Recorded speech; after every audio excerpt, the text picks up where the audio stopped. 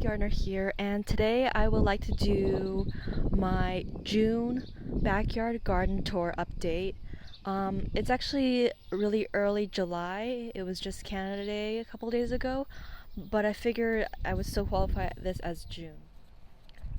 So starting along the left side of my garden, as you can see, my boxwoods are doing very well. I figure the nitrogen fertilizer really helped them grow this year. And beside, I did plant some beans. They're doing okay, but they're being munched on quite a lot by some insects. And the onions beside them, not too good either, but we'll see. This is my walking stick cabbage. It's much smaller than when you see later the one in the vegetable beds. And over here are my two spaghetti squashes. They aren't doing too great. I think putting them in pots, sunken in containers, even though the bottom's cut out, wasn't the best idea. I think squash, like winter squashes, need a lot of space to grow for them to fully thrive and to get going as they should. But there might be one that's starting to grow. We'll see. And along the back here, I have several tomatoes. As you can see, there are quite a few tomatoes growing. Let's see what the variety is. And this is the green hybrid. So looks like the green hybrid will be a good producer this year. And then there's also some pineapple tomatoes. I think it's this one. If I can point to it. No, that's not registering in the camera. And then this one is chocolate cherry. Yeah, I find chocolate cherry isn't the best producer.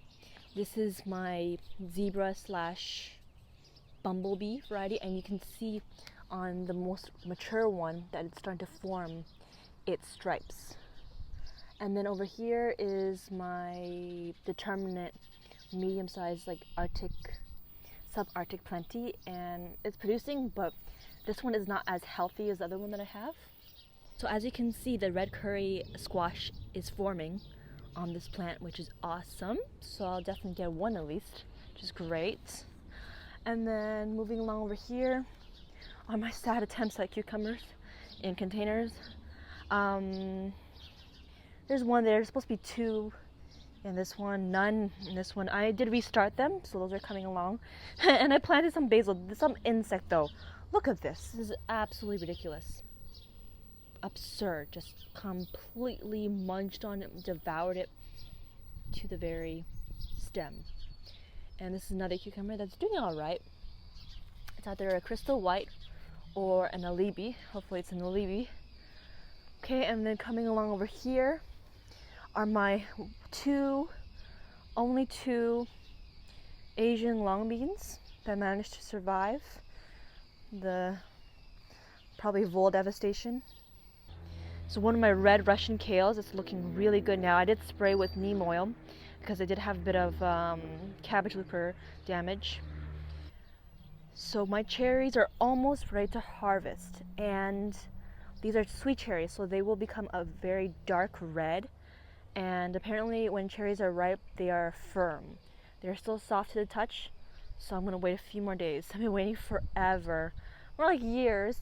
So I'm really excited, and I have tasted a few, and they are getting sweet, so it's a good cherry year. This is my white Russian kale. It looks a bit skeletal, especially the outer leaves, but the new ones look good and healthy and not damaged too badly. This is either a walking stick cabbage or a Georgia collard, and it's looking pretty good, especially the new growth. Excuse that, yeah, I just found a slug in there, so I had to take it out. This is either a Georgia collard or go away. See, this is the white cabbage looper butterfly moth, or whatever you want to call it. And these guys lay their eggs, and then the caterpillars that come out of those eggs devastate your brassicas like no business. Neem oil is a good, relatively organic way to control them, but you know, if you don't actually physically cover them with either voile or netting or something like that, then they'll come along quite easily, and if you're not careful, they'll devastate your crops. So yeah, this is definitely a Georgia collard, and it's looking okay. I'm gonna pollinate that gonna hand pollinate this squash. I forget which one this one is. See, all the sunken in containers of the squash aren't doing the best. The leaves are very small, and they're a bit yellow too. And my 2 Cherokee Purple plants are coming along. Another Red Russian. And as you can see, my fava beans are forming, which I'm so excited about, and they look very plump. From the grocery store seeds, okay? The seeds are from the grocery store. Awesome. And this one, I literally just left it empty because there were some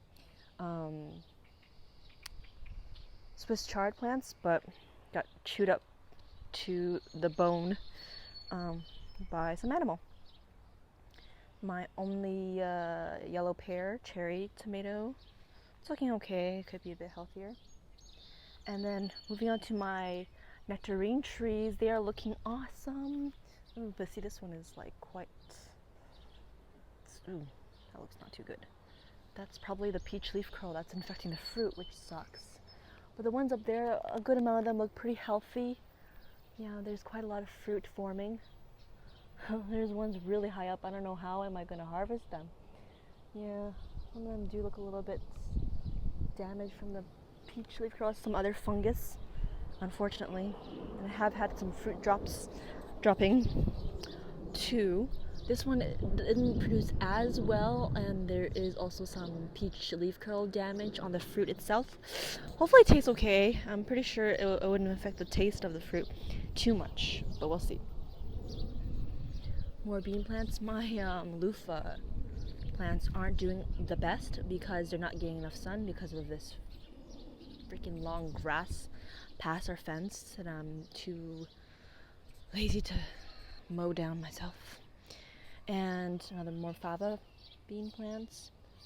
I had to spray my fava bean plants with neem oil because there was a big aphid infestation on them, and now they're looking really happy and they're producing fava beans. Look at that. That's awesome. And then loofah, it's getting there. Yeah. So this year my grapevine is going bonkers, and I'm really excited because it actually is producing grapes this year. Look at that. That's fantastic, and it's just bloomed, and now it's starting to form the grapes. How exciting. I'm so looking forward to this. Oh, my first set of grapes. That I had this grapevine for several years, but it died back too hard for most of the winters that I had it, and it had to regenerate itself every year, so that's probably why it didn't produce fruit, or it just takes a few years to establish grapes. I'm not too sure.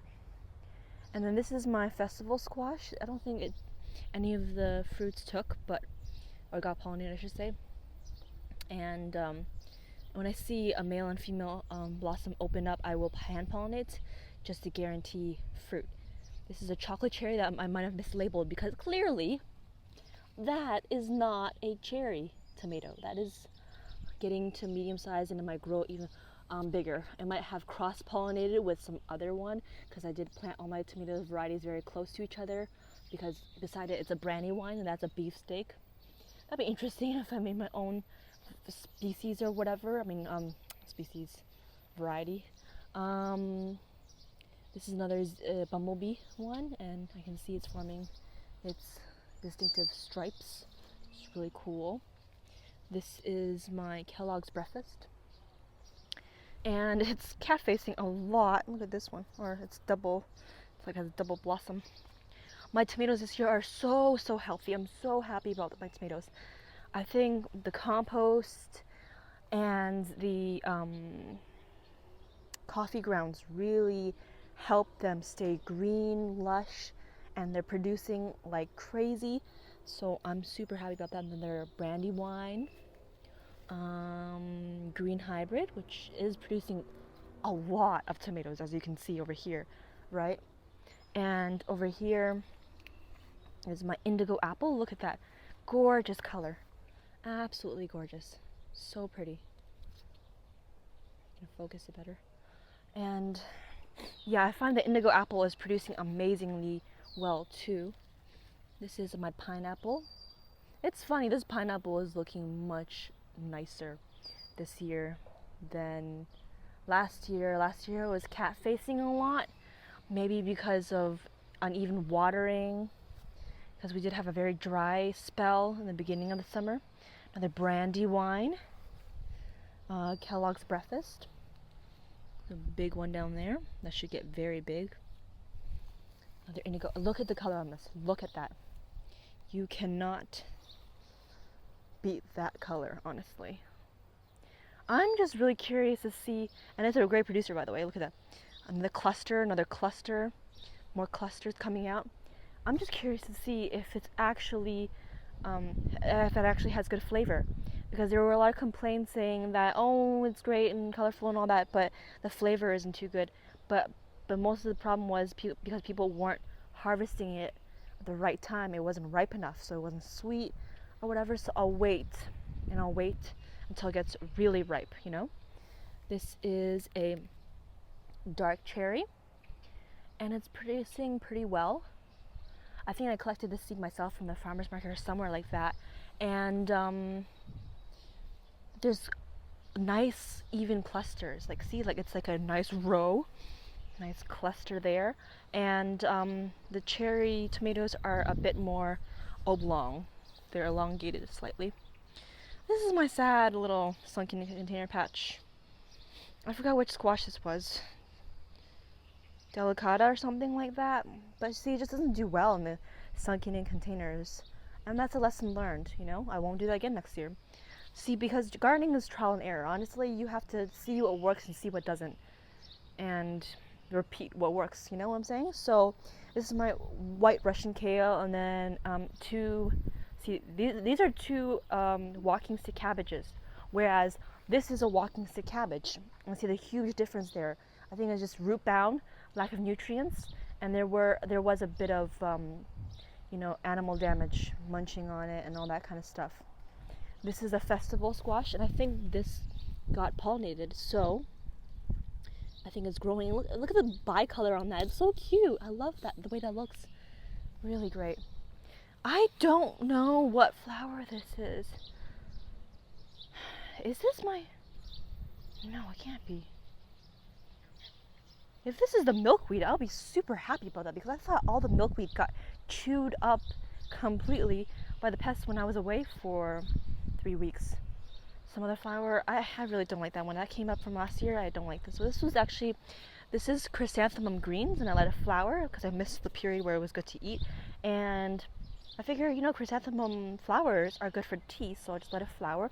And it looks quite nice too.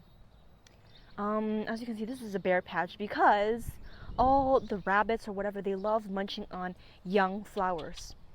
I had 6 or whatever sunflowers come up, but 2 managed to survive. I had to probably cut one down because they're so close to each other, as you can see.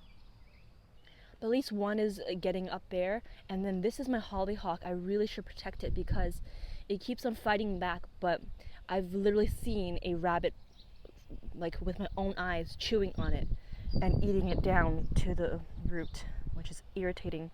And then I decided to throw in 2 tomato plants that I just found that grew itself in this bed over here. So that's really exciting. And I don't know what that one is. Honestly, that might be I don't know. I lost track of the flowers, to be honest. So here are my cucumbers that are doing pretty well compared to the ones in the containers. Pretty good, pretty well. I don't know. Anyways, there's one that's producing, there's one that's forming over there. I'm pretty sure there's none more back there. And this one is the... Oh geez, which one is it? Ow. And the sticker fell off. So, it's the one that it doesn't get as big. Sorry, I forgot what it's called. Basil, a bunch of calendula that's self-seeded from last year, which is pretty cool. I like calendula. I'm going to collect the flowers and dry the petals, and the petals are a great natural orange, yellow, possibly turns to brown dye. So that's exciting. And then a bunch of onions, red ones and some white ones, Spanish white, and some basil.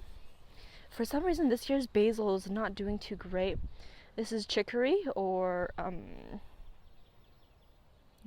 it's like bitter.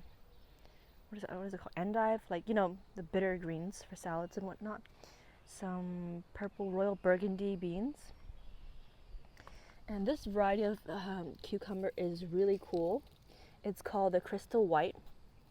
I think it's a hybrid, but so far it's looking like a great producer, and I'll be growing again next year, almost definitely. It produces great, like it's producing, like even though if the plant's so young, it's producing already. Like I already ate 2 of them, and the flavor is excellent. Quite like juicy, like there's a lot of seed pulp in the middle, but that makes up for it by being a nice like sweetness to it. There's a great sweet flavor to it, which is a nice almost floral fruity cucumber flavor. I really like it. It's so good, and it has a good crispness to it. That's nice. And in the middle over there are my lemon cucumbers that are blossoming quite well, but haven't produced like any cucumbers yet. And I have a strong feeling I might be cross-pollinating with the Crystal White, because I'm pretty sure the Crystal White is supposed to be a bit longer than that and actually white, unless the photo of this variety was misleading, but it's like slightly yellow and kind of shorter and round. Over here are my Italian pole beans that are doing very well, better than over there. This was a bad idea, honestly. It's not working out. Not enough sun, and the shoots keep on getting eaten before they even have a chance to get going, which sucks. So over here in this bed, some more royal burgundy beans, and see another huge walking stick cabbage and some leeks. And over here are my self-seeded, what I believe to be butternut squash plants. There's probably 2 or 3 in there, and then 1 popped out over there, which is great. I can't complain. They look very healthy. They look more healthy than any of the other ones that I planted myself. So that's great. And along here I planted some leeks, which are looking really happy. And this is my healthiest subarctic plenty tomato. A lot of tomatoes coming out. It's great. And pepper plant. See my peppers, my eggplants. Look at that. Look at that. I should probably be spraying them. So damaged by some kind of insect, probably flea beetles. And this is Big Jim pepper. Producing yet? Not really. And this is a chocolate cherry that's starting to produce right over here. And that's an indigo apple that's producing like crazy. I swear this variety is a very good producer. And sucker. I should probably start collecting suckers to do a second round, but I probably wouldn't need it because the tomato production time it gets like started late into the season for producing tomatoes, I would say, but it extends quite late into the fall if we don't have extremely hard frost that kills off the plants, So that's some winter savory that's looking really good, and then some garlic chive plants in the middle, and then another great looking white Russian kale, red Russian kale, extra brandy wine that I just threw in there. Let's see if it grows well. Early California Wonder that's already starting to produce peppers, so I guess the name holds true. I think this is either Asian long that I grew myself, or I think this is actually the bigger one that I just bought from the store, and it's more healthy than the ones I grew myself from seed. Another pepper. This is the Coral Bell, and that is another eggplant there. Well, so that's about it. Thanks for watching.